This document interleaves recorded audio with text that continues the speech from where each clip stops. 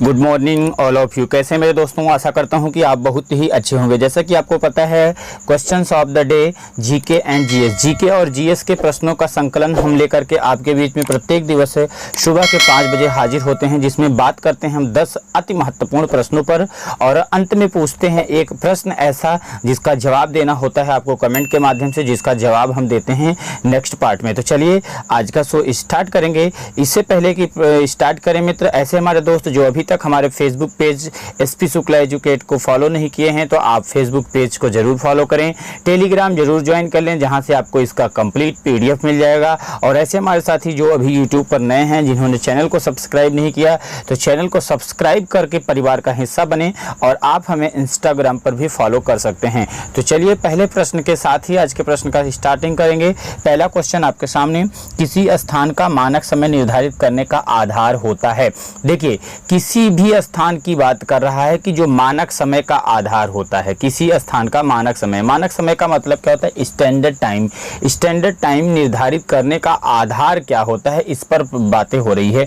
तो आपको पता होना चाहिए मित्रों, बहुत ही अच्छा प्रश्न है। प्रधान मध्याह्न देशांतर, जो प्रधान मध्याह्न रेखा होती है, ये किसी भी स्थान का मानक समय निर्धारित करने का आधार होता है। यानी क्वेश्चन नंबर 1 का जो सही जवाब हुआ ऑप्शन बी। थोड़ा सा इस पे चर्चा कर लेता हूं।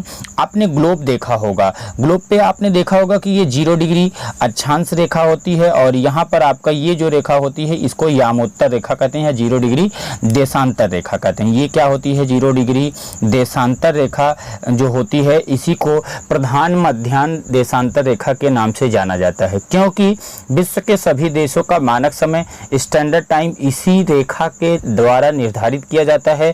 इस रेखा को ग्रीनविच रेखा के नाम से भी जाना जाता है। कौन सी रेखा के नाम से?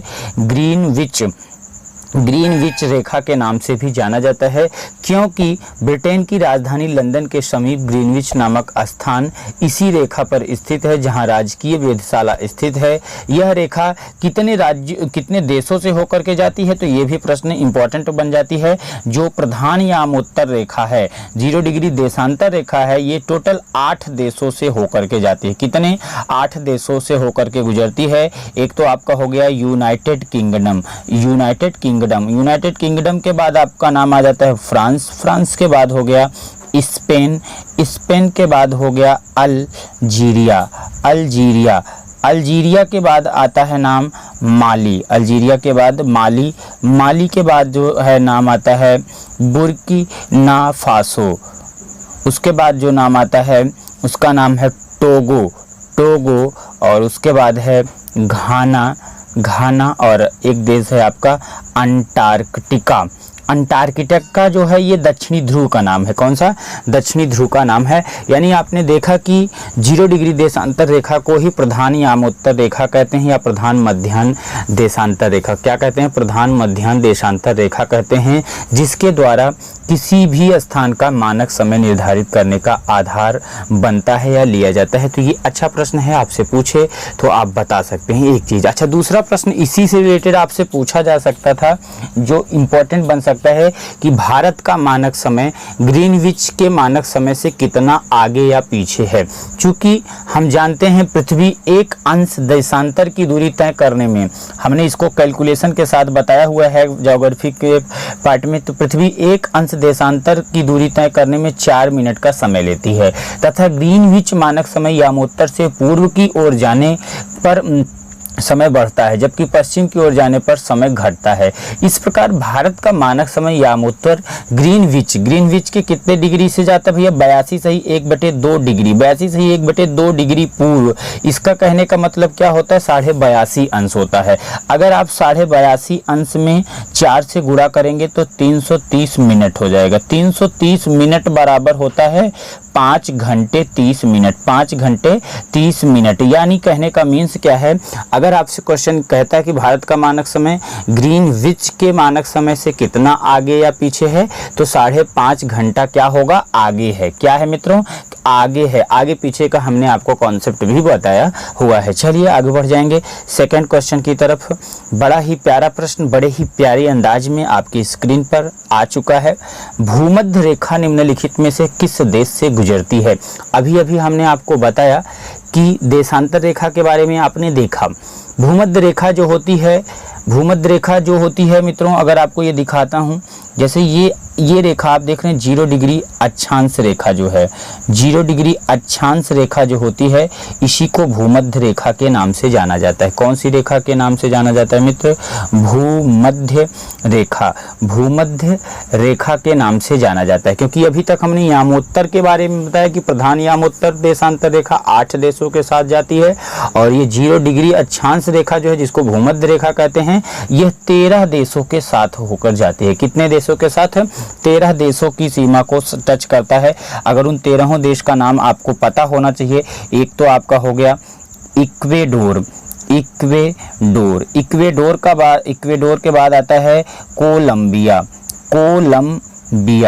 कोलंबिया के बाद जो है नाम आता है ब्राज़ील, कोलंबिया के बाद हो गया तीसरा ब्राज़ील के बाद हो गया आपका साओ टाम व प्रिंसिप, और उसके बाद आता है गैबान कांगो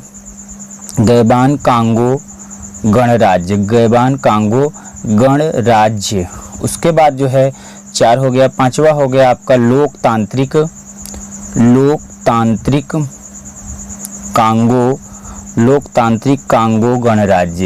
कांगो गणराज्य। इसके बाद जो है नाम आता है युगांडा के बाद जो है 7वें नंबर पर आपका आ जाता है केन्या के बाद जो है आपका है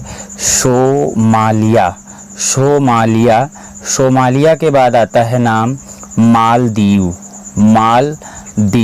उसके बाद है 10वां इंडोनेशिया, और उसके बाद जो है आपका हो गया इंडोनेशिया और हो गया किरीबाती। तो देखिए 13 देशों के साथ मैंने बताया आपको कौन कौन सा हो गया, इक्वेडोर, कोलंबिया, ब्राज़ील, साओ टाम व प्रिंसिप। उसके बाद गैबान में, देखिए गैबान में हमने नंबर नहीं लिखा, कामा लगा दिया था, तो 11 ये हो गए थे, 12वां एक देश ये हो गया, 12 नंबर हो गया आपका गैबान कांगो गणराज्य। फिर लोकतांत्रिक कांगो गणराज्य, उसके बाद है Uganda, Kenya, Somalia, Maldives, Indonesia, Kiribati. अतः कह सकते हैं कि अब ये क्या हुए, 13 देश हैं, ये 13 देश हैं जिनसे होकर के भूमध्य रेखा क्या होती है, गुजरती है। अब इसमें कौन सा ऐसा देश है जो नहीं दिया हुआ है, तो आपको दिख रहा है मैक्सिको, कीनिया यानी केन्या भी दिख रहा है, इंडोनेशिया भी दिख रहा है, ब्राज़ील भी दिख रहा है, मैक्सिको नहीं दिख रहा है। यानी इस क्वेश्चन का सही जवाब क्या हो जाएगा मित्रों, ऑप्शन बी हो जाएगा। चलिए आगे बढ़ते हैं प्रश्न नंबर 3 की तरफ। बहुत ही प्यारे प्यारे प्रश्नों का ये संकलन प्रत्येक दिन सुबह 5 बजे आपके बीच में आता है मित्रों। तो आप प्रयास किया करिए कि ये शो जरूर देखा करिए, आपके आगामी एग्जामिनेशंस के लिए ये रामबाण साबित होगा। जो भी प्रश्न हम लेते हैं जिस संकलन का, उस दिन उसी संकलन से हम 10 प्रश्नों को लाते हैं, जो आपके लिए आपके आने वाले परीक्षा के लिए काफ़ी महत्वपूर्ण होता है। आइए प्रश्न पे चर्चा करते हैं। भूमध्य रेखा, कर्क रेखा और मकर रेखा तीनों किस महाद्वीप से होकर गुजरती है? अब देखिए भूमध्य रेखा, कर्क रेखा और मकर रेखा तीनों किस महाद्वीप से होकर के गुजरती है।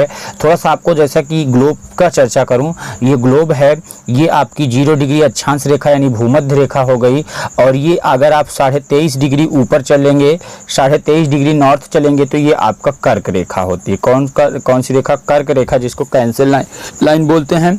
और अगर हम 23.5 डिग्री नीचे की तरफ चलेंगे साउथ में, तो ये आपकी हो गई मकर रेखा। कौन सी रेखा हो गई? मकर रेखा, कैप्रिकॉर्न हो गया। और इसको तो आपने देखा ही कि ये कौन सी है आपकी 0 डिग्री देशांतर 0 डिग्री अक्षांश रेखा भूमध्य रेखा है। यानी अब देखिए क्वेश्चन क्या कह रहा है, भूमध्य रेखा, कर्क रेखा और मकर रेखा तीनों किस महाद्वीप से गुजरते हैं? तो ये तीनों जिस महाद्वीप के अंतर्गत आते हैं, इसको कौन सा महाद्वीप कहते हैं मित्र? तो इस महाद्वीप का नाम है अफ्रीका महाद्वीप। कौन सा महाद्वीप? अफ्रीका महाद्वीप। समझिएगा, बहुत अच्छा प्रश्न है।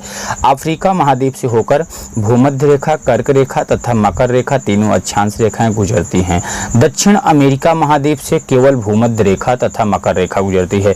अब अब देखिए तीनों की बात कर रहा था, इसलिए अगर दक्षिण की बात करें, इन दोनों की बात करें, अगर हम बात करें किसकी भूमध्य रेखा और मकर रेखा, इन दोनों की बात करें तो इससे केवल और केवल जो है अगर हम बात करें तो दक्षिण अमेरिका महाद्वीप के अंतर्गत आता है।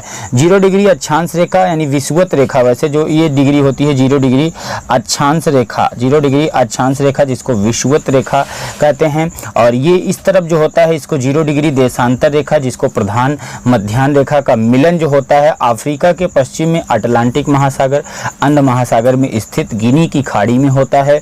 यूरोप में केवल कर्क रेखा तथा ऑस्ट्रेलिया महाद्वीप से केवल मकर रेखा गुजरती है। एक प्रश्न ये भी अच्छा बनता है हर बार। चलिए आगे बढ़ेंगे, प्रश्न नंबर 4 की तरफ आया लाते हैं बहुत ही अंदाज के साथ आपके बीच में। चौथा प्रश्न, अंतरराष्ट्रीय तिथि रेखा खींची गई है। अभी हमने आपको इसके पहले समय रेखा के बारे में बताया। क्वेश्चन क्या कर रहा है, अंतरराष्ट्रीय तिथि रेखा यानी इंटरनेशनल डेट लाइन की बात आपसे कह रहा है, आपसे पूछा जा रहा है।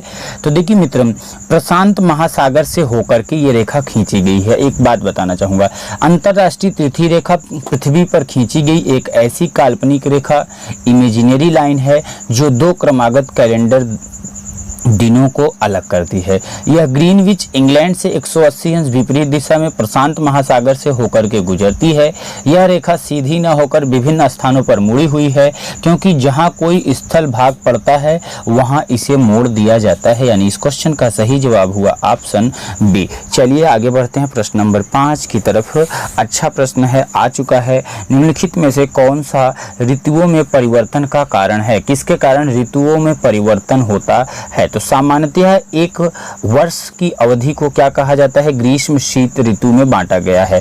किसमें? ग्रीष्म शीत ऋतुओं में बांट दिया गया है। ऋतुओं में परिवर्तन का मुख्य कारण जो होता है वो पृथ्वी का 23.5 डिग्री झुका होना। कितना? पृथ्वी का 23.5 डिग्री झुका होना तथा पृथ्वी की सूर्य के सापेक्षिक स्थितियों में परिवर्तन करना। यानी इस क्वेश्चन का सही जवाब होगा ऑप्शन ए, सूर्य के चारों ओर पृथ्वी की स्थिति में परिवर्तन। यानी क्वेश्चन नंबर 5 का जो सही जवाब हुआ वो हुआ ऑप्शन ए। आइए बढ़ जाते हैं नेक्स्ट क्वेश्चन की तरफ। प्रश्न नंबर 6 पर, क्वेश्चन नंबर 6 कह रहा है किस तिथि को रात और दिन बराबर होते हैं? रात और दिन बराबर होते हैं, बिल्कुल आसान प्रश्न है और इम्पोर्टेंट प्रश्न है। कई बार कई सारे एग्जामों में आपके पूछा जा चुका है।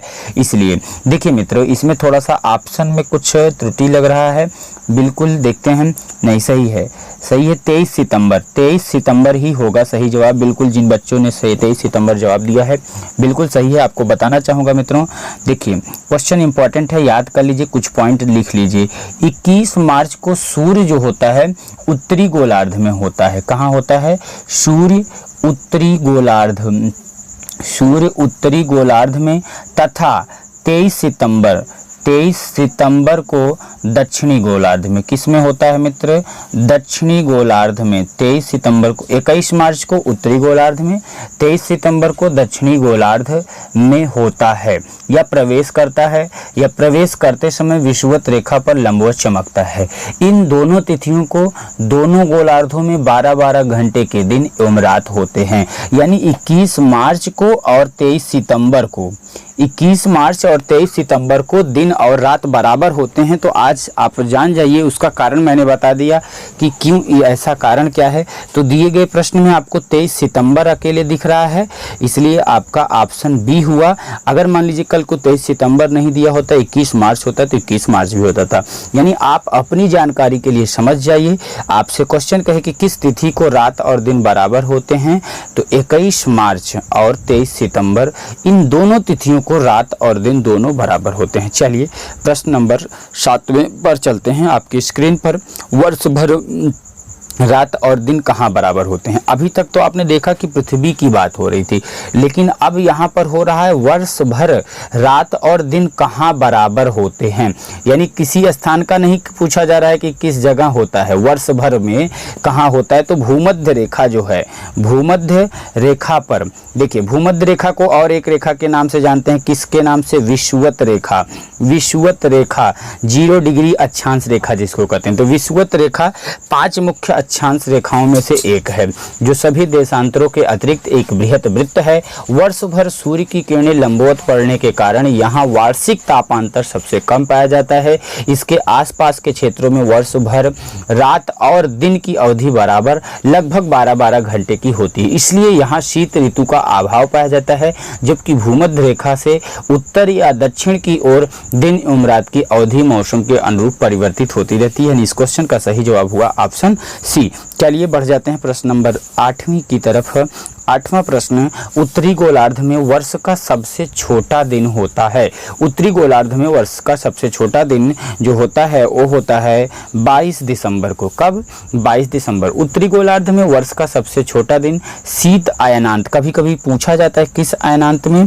शीत अयनांत। शीत अयनांत कहने का मीन्स क्या होता है? विंटर सोलिस्टिस जो होता है, अर्थात ये जो स्टार्टिंग लेता है वो होता है 22 दिसंबर 22 दिसंबर को। तथा सबसे बड़ा दिन, ये तो पूछा क्या? सबसे छोटा दिन। तो सबसे छोटा दिन आप जान जाइए 22 दिसंबर को। सबसे छोटा दिन 22 दिसंबर को होता है किस अयनांत में? तो ये भी आप समझते रहिए, शीत अयनांत। शीत अयनांत में, विंटर सोलिस्टिस में, अर्थात 22 दिसंबर को। तथा बड़ा दिन ग्रीष्म अयनांत, समर सोलिस्टिस में 21 जून को होता है। इसीलिए बच्चे कंफ्यूज हो जाते हैं, 21 जून को सबसे बड़ा होता है। और किस में होता है? शीत की जगह यहाँ आपका आ जाता है नाम ग्रीष्म अयनांत। ग्रीष्म अयनांत यानी समर सोलिस्टिस, अर्थात 21 जून को होता है। इसके विपरीत अगर बात करें, दक्षिणी गोलार्ध में वर्ष का सबसे छोटा दिन 21 जून को तथा सबसे बड़ा दिन 22 दिसंबर को होता है। ये तो हमने बात किया किसमें? उत्तरी गोलार्ध में वर्ष का सबसे छोटा दिन। उत्तरी गोलार्ध, जैसे हमारा जो भारत देश है वो किस गोलार्ध के अंतर्गत आता है? उत्तरी गोलार्ध में आता है। किस में आता है मित्र? उत्तरी गोलार्ध में आता है। लेकिन यही अगर आपको मान लीजिए उत्तरी गोलार्ध ना दे के दक्षिणी गोलार्ध दे देता तो इसी का जस्ट अपोजिट हो जाता। 21 जून जो है, जहां सबसे बड़ा दिन है 21 जून को सबसे बड़ा, ये क्या होता है? तब यही छोटा हो जाता है, 21 जून को सबसे छोटा और 22 दिसंबर को सबसे बड़ा हो जाता है। तो आप ऐसे समझते रहिए। ज़्यादातर जो प्रश्न आपके एग्जाम में पूछे जाते हैं वो उत्तरी गोलार्ध का ही पूछा जाता है, लेकिन ऐसा नहीं है कि आपसे दक्षिणी गोलार्ध नहीं पूछा जा सकता, वो भी पूछा जा सकता है। आइए आगे बढ़ जाते हैं नेक्स्ट क्वेश्चन की तरफ। अच्छा प्रश्न है, निम्नलिखित तिथियों में से किस तिथि को दोपहर को आपकी छाया सबसे छोटी होती है? आइए देखिए मित्र, आपको बताना चाहूँगा, अभी अभी आपने देखा कि 21 जून का जो समय होता है, 21 जून को जो समय होता है उस दिन क्या होता है? आपको पता है 21 जून में गर्मी का महीना होता है। गर्मी के महीने में 21 जून को सबसे बड़ा दिन कहा जाता है। कहाँ पर? हमारे जो है उत्तर भारत में या उत्तर में। तो यहाँ भी क्वेश्चन आप समझिए, जब बड़ा दिन होगा तो सूरज की किरणें लंबवत चमकेंगी तो उसमें परछाई क्या होगी? बहुत कम बनेगी, बहुत कम बनेगी। समझिए, दूसरी तरह समझिए, सूर्य जब किसी स्थान पर लंबवत दूरी पर होगा तो सबसे छोटी छाया बनेगी। 21 जून जिसको ग्रीष्म अयनांत में हमने बताया को सूर्य कर्क रेखा पर, किस रेखा पर? कर्क रेखा पर लंबवत चमकता है। परिणाम स्वरूप कर्क रेखा पर दोपहर की सबसे छोटी छाया 21 जून को होती। क्यों? क्योंकि उस दिन बहुत ही तगड़ी धूप होती है। आप ट्राई कर लीजिएगा, धीरे धीरे जून का महीना आने वाला है। ओके फ्रेंड्स, चलिए आगे बढ़ जाते हैं प्रश्न नंबर 10वीं की तरफ। निम्न विद्वानों में से किसने सुझाव दिया कि पृथ्वी की उत्पत्ति गैसों और धूल कणों से हुई है? बताइए। जेम्स जीन्स, एच अल्फावेन, एफ होयल, ओ सिम्ड। तो बताना चाहूँगा आपको, रूसी वैज्ञानिक, किसका नाम आता है इसमें? रूसी वैज्ञानिक ऑटो सिम्ड। ऑटो, वैसे ये ओ सिम्ड लिखा है, इसको पूरा नाम इनका आप लिख लीजिए मित्रों, ये होना चाहिए था ऑटो सिम्ड। क्या है? ऑटो सिम्ड, ये पूरा नाम है इनका, ऑटो सिम्ड। उसमें शॉर्ट में लिखा हुआ है। रूसी, कहाँ के वैज्ञानिक थे ये? रूस के थे। रूसी वैज्ञानिक ऑटो सिम्ड ने वर्ष 1945 में, आपसे पूछा जाए कब, कौन सी ईस्वी में? 1945 में आंतरिक धूल परिकल्पना का प्रतिपादन किया। इस परिकल्पना के अनुसार जब सूर्य आकाशगंगा के समीप से गुजर रहा था तो उसने अपनी आकर्षण शक्ति से कुछ गैस गैस तथा धूल कणों को अपनी ओर आकर्षित कर लिया, जो सामूहिक रूप से सूर्य की परिक्रमा करने लगे। इन्हीं धूल कणों के संगठित व घनीभूत होने से पृथ्वी व अन्य ग्रहों का निर्माण हुआ है। यानी इस क्वेश्चन का सही जवाब मित्रों ऑप्शन डी हो गया। आइए बढ़ जाएंगे आज के अंतिम प्रश्न पर। बहुत ही प्यारे अंदाज में प्रश्न खुल रहा है, जिसका प्रश्न हमने पूछा हुआ था आपसे लास्ट टाइम में।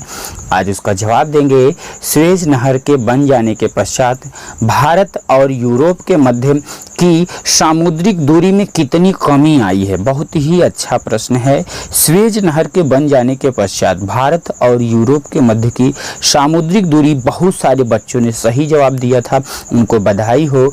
बहुत सारे बच्चों का, मैं किसी बच्चे का नाम नहीं लेना चाहूँगा, बहुत सारे बच्चों का जवाब सही था। तो कितना कमी हुआ? 7000 किलोमीटर की कमी आई। सुएज नहर जो था, सुएज नहर के बनने से पहले यूरोप वासियों को भारत पहुंचने के लिए अफ्रीका के पश्चिमी तट होते हुए केप ऑफ गुड होप मार्ग से भारत आना पड़ता था। और मालूम होना चाहिए आपको मित्रों, सुएज नहर से समुद्री यात्रा जो स्टार्ट हुई थी वो 1869 ईस्वी में प्रारंभ हुई थी। अच्छा, मैं मार्ग भी लिख देता हूँ क्योंकि पूछा गया है कभी कभी। केप ऑफ गुड होप, यही क्या था? मार्ग था। केप ऑफ गुड होप मार्ग से होकर के जो है समुद्री यात्रा जो है तय किया था। यानी इस क्वेश्चन का सही जवाब ऑप्शन बी हो गया। आइए बढ़ जाते हैं आज के प्रश्न की तरफ, जिसका जवाब आपको देना है कमेंट के माध्यम से। क्वेश्चन क्या कह रहा है? लाल सागर एक उदाहरण है। लाल सागर एक उदाहरण है किस चीज का? ज्वालामुखी घाटी का, अपरदित घाटी का, अक्षीय द्रोणी का, यू आकार घाटी का। तो कैसा रहा आज का शो, ये भी बताइएगा आप कमेंट करके।